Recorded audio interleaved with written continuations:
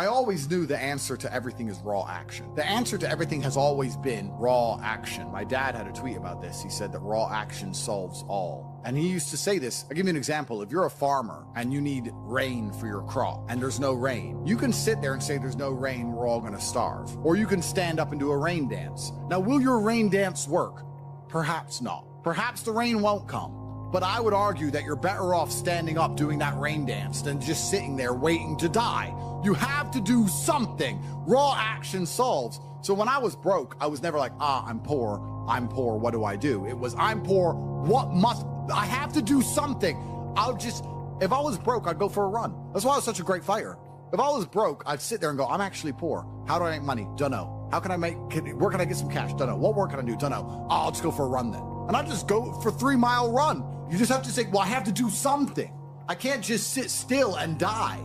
A lot of people are happy to just sit still and die or to go to sleep and take a nap. Well, if that's what you want to do, then you can say a loser. That's fine. I'm glad there are losers, because if everyone had Lamborghinis, my Lamborghini wouldn't be fun to show off. I need you to look at it and feel the deep pain in your heart of regret and failure. That's the whole point of it. I need to drive my Bugatti and everyone be looking at it going, I'll never have one of those. And I can get all their energy and feel it all, and it makes me happy. Fantastic. So you can sit at home and do nothing. But when I was poor, I had to go for a run. I couldn't sit still or lift weights or do something. I couldn't even sleep. So raw action solves everything. And I understood that at a young age. But as you get older, you get to look back and you get to put your whole story together, the whole tapestry together. I knew I wouldn't stay poor. Did I ever think I'd get this rich? Well, I never said I wouldn't, but did I ever think it would probably happen at this level? No, but it's amazing how the compounding interest of just endless raw action adds up. I've never had a lazy day. I've never skipped work, never missed an email, never had a day off, ever. You name if you were to go through the last 3 years of my life, you will see that there's never been a day where I wasn't doing what I was supposed to do. And it all just adds up, and then monumental success comes and you get to laugh at everybody else, ha ha ha, and life's great. Well, I think that initially fighting is always the best thing you can ever do. Especially it's the best way to spend your 20s because you heal superhumanly. You heal like Wolverine. And I can't think of a better use of that superhuman healing ability besides fighting. And it's going to teach you everything you need to know about personal accountability and hard work and overcoming fear and dedication and discipline. There's so many lessons to be found inside of fighting. And plus, it's the most respected sport on the planet. And I think that you'll learn more about yourself and more about life and more about the realities of how the world works if you're a fighter. So I think that's what's so fantastic about it. All of my wisdom and all the things I say doesn't come from books. It comes from life experience. And a lot of my life experience is the brutal realities of violence. So people say, oh, Andrew's so smart, Andrew's so wise, Andrew knows so many things. I've learned all of that simply through fighting. And if you're a warrior in life, the arena may change, but the battle never ends. It's just never ending. And you have to get used to fighting. You have to get used to being under pressure and under stress all the time and being the kind of person who can perform and smile anyway. And I'm glad I spent my 20s training because I can't think of something else. I find it amazing that, like, I speak to people my age and I say, in my 20s, I spent maybe, I don't know, let's say 3 hours a day. What's a decade of 3 hours a day? Let's say 10,000 hours. I spent 10,000 hours in the gym training. You're the same age as me. What did you do with those 10,000 hours? And they can't even tell me what they did. What did you do? Watch TV, go out, go pub, sit around, sleep, nap, chase women. What did you actually do? We had the same amount of waking hours and the same amount of minutes. I know where 10,000 hours of my minutes went, and that's why I'm the champ. That's why I have 4 title belts above my bed. That's how I spent my 10,000 hours. Tell me what you did with your 10,000 hours, which is equal to, comparable to, or superior than how I spent my time. And they can't even name what they did with any of their time. They're like, don't know. So if you're 16, you need to be using every single waking minute towards things you're going to remember. You're going to remember training. You're going to remember working hard. You're going to remember trying to make money. You're spending your life and wasting your time doing things you're not even going to be able to recollect in a few years. You're going to wonder why you fall behind the people who don't waste time. Time is the ultimate currency. Time is money. Time is also strength and power and networks, connection. Time is everything. You can convert it. It's like malleable. Time is like Play-Doh. Yeah. You can turn it into anything. You can turn it into muscles if you go to the gym. Turn it into fighting prowess if you go to the fight gym. But people have all this time and they just mush around with it. And then they're like, I don't know why I'm failing. I wish I was successful. When you're living that type of life and you end up searching for meaning, you end up down the path of hedonism because the meaning is, I want to have as much fun as possible. But fun in and of itself, I was talking to another girl and I was saying to her that fun, she was saying to me, you know what, Andrew, all you do is work. You never really have fun. And I said, fun is haram. She goes, is fun really haram? I'm like, no, it's not. But please understand what I'm trying to say here. What I'm trying to say is when you look at what most people do for fun, It's look, what fun is clubs, drinking, running around, laughing like a kid, all this. All the bad things in life, the negative haramities can be attained through this obsession with fun. If you find a man who's obsessed with work, I have things I need to do and I feel satisfied inside when I do them. I have duty and I have work and I have obligations to fill and objectives to meet. I feel happy when they are done. That is my fun. My fun is clearing my emails, making $2 million in the day, buying another investment property I don't need, going to bed, training hard, eating right. That's my fun. Call me boring. That's what I enjoy. When you were talking about that lifestyle and what you end up searching for in that hedonism, you just end up searching for excesses, right? To have more fun, you want to get more drunk, go to more clubs, and it's just a black hole and it never ends and you end up destroying yourself. Yep. We need discipline, we need purpose, we need to have parameters set for us. And truthfully, as a person, you're happier that way. That's why I quit drinking. People think I quit drinking because I reverted to Islam. That's not why. I actually quit drinking 2 months before that. I was extremely effective on alcohol. I would drink 4 or 5 times a week because I'm extremely rich and I have a very good life and I'm in my mansion and I'm drinking. I was still world famous. I was still making millions of dollars. I was still in fantastic physical condition. All the videos you watched me from a year and a half ago, I still look like a bodybuilder. I still outperformed everybody. I didn't have a drink problem. I could easily quit. In fact, I didn't even want to drink most of the time. It's just a party going on.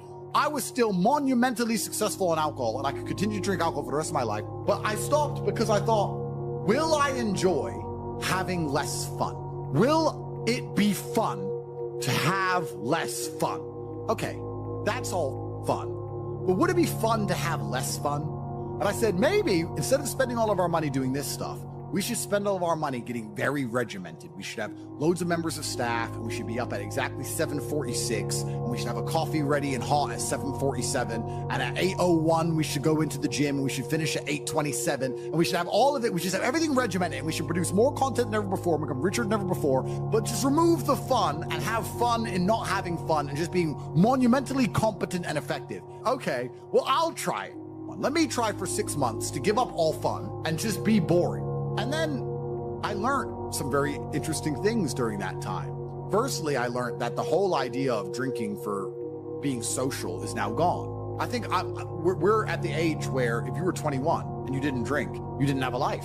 There's no reason to drink for socializing because everything's online anyway. You meet everybody on apps. Nobody cares about drinking anymore. That's the first thing I learned. The second thing I learned is that being exceptionally regimented is fun. I truly enjoy it. I enjoy it just as much as I enjoyed being, because what would happen before is I'd do all my work and I'd train hard and I was always an effective person. I was still 1,000 times more effective than the average man. And then I would take 6 or 7 hours and drink and smoke and have fun and enjoy all the fruits of my labor. I became extremely rich. Why not get on a private jet and have fun? But now instead of spending those 6 hours having fun, I spend those 6 hours continuing to work. And I enjoy it just as much.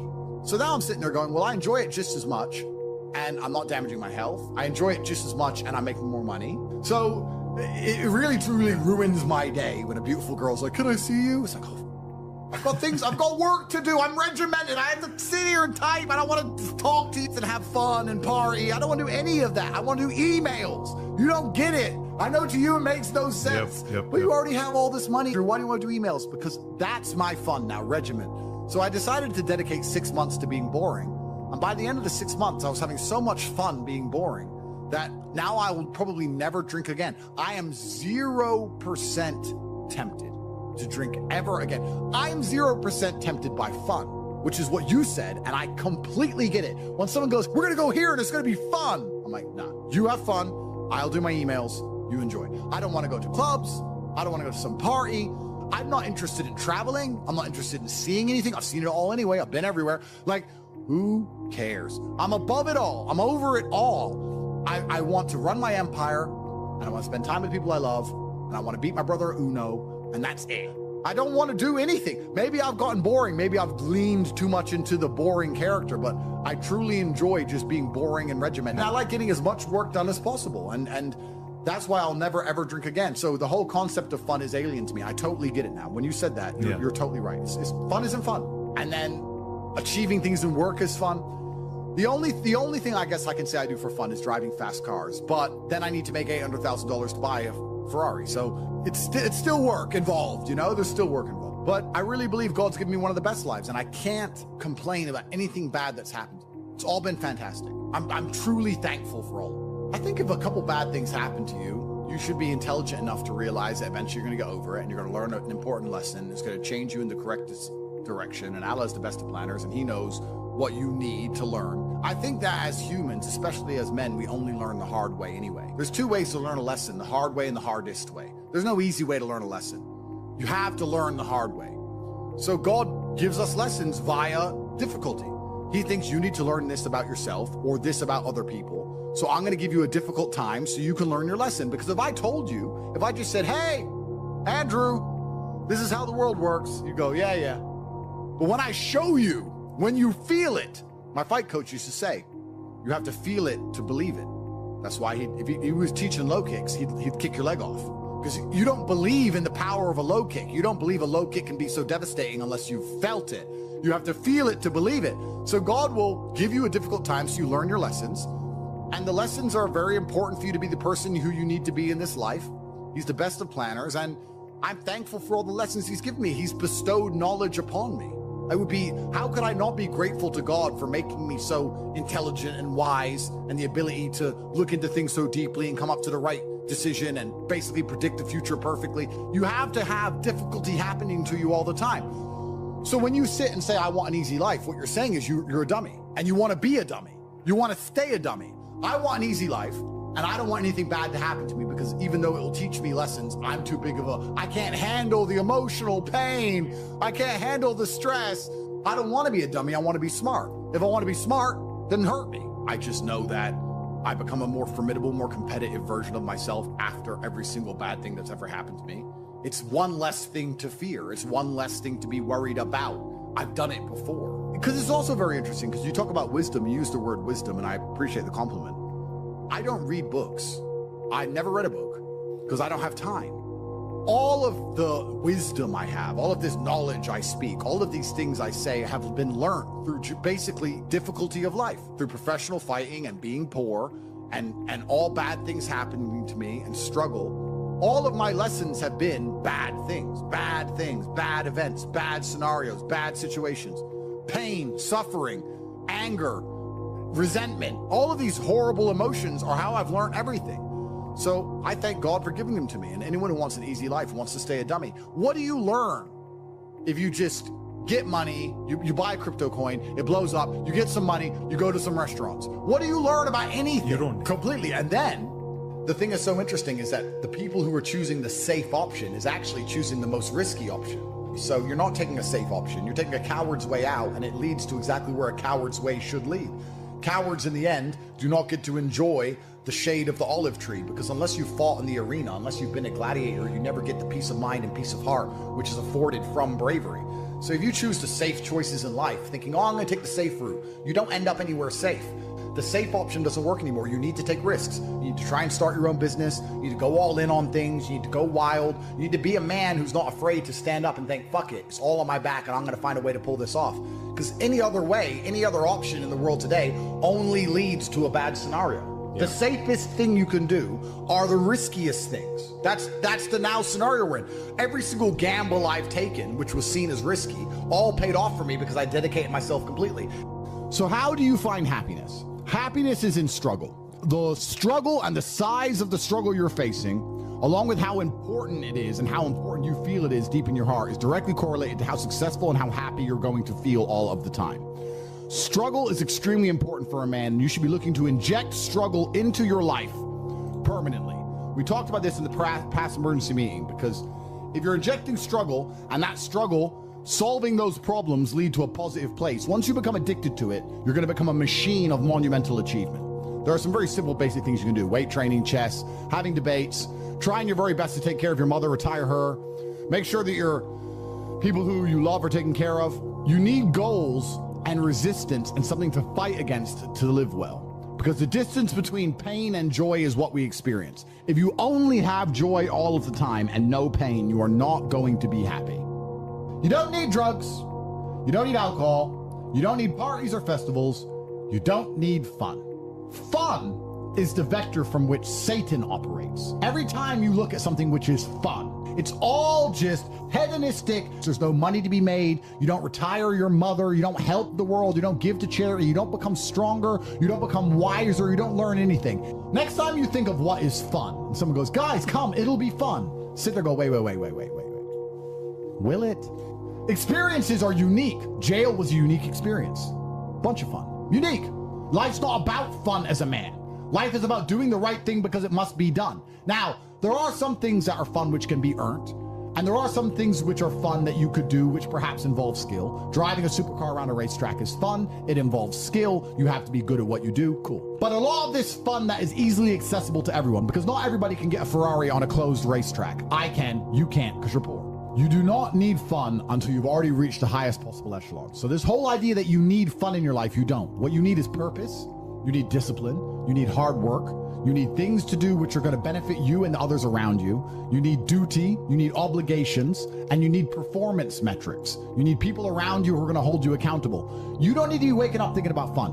You're nobodies. You're not important. Nobody knows who you are. You're not physically strong. You're not financially wealthy. You have bigger concerns. You're obsessed with this idea of fun. Hey, what are we going to do this weekend? We need to have some fun. Do you? Do you need fun? Do you deserve it? Really? Have you actually gone out there in the universe and made a mark large enough that you're allowed some time off to have some fun? You don't deserve any fun. You don't need any fun. You have work to do. Your obsession with fun is holding you back.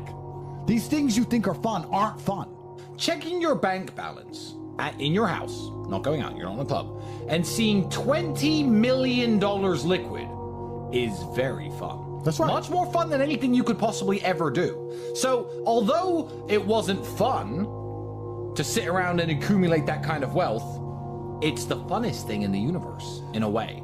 For a man, your contentment will come from your purpose, and it will come from your competence, and it will come from succeeding objectives. It will come from completing difficult things that other people cannot complete. It will never come from the easily accessible hedonism, which you have confused for fun. If everybody can do it, you shouldn't want to do it. If everybody can go to that concert, you shouldn't want to go. If everybody can go to that club, you shouldn't want to go. You should only want to do things others can't do. The only fun I have is doing things I know you're not allowed to do. Putting my Bugatti on an A380 and flying it around the world to a racetrack which I've rented out for only me and only my friends to race around cars. You can't do that. I can. That is fun. But if you say to me, Andrew, come to this party, and I say, well, who's there? Everyone. Oh, everyone's there. Does that mean I need to go, right? It's the event of the century. Ooh, everyone's there. If everyone's there, it's trash. So you need to sit there and go, all right, I'm being asked to do something fun. Who else can do this? And if the answer is everybody, stop. I clear my emails. I've trained hard that day. I've made a couple $1 million. I've spec'd a brand new car. I've checked on all the people I love, all the people I care about. I've donated some money to charity. My children are fed. Their mothers are taken care of. Everything is in order. Everything is in its proper place. That is fun. If you say to me, Andrew, skip a portion of that organization and professionalism so that we can go and do something that everyone else can do, my answer will be no. That does not sound fun to me. And the fact that you think that's fun shows that you have a severe mental deficiency.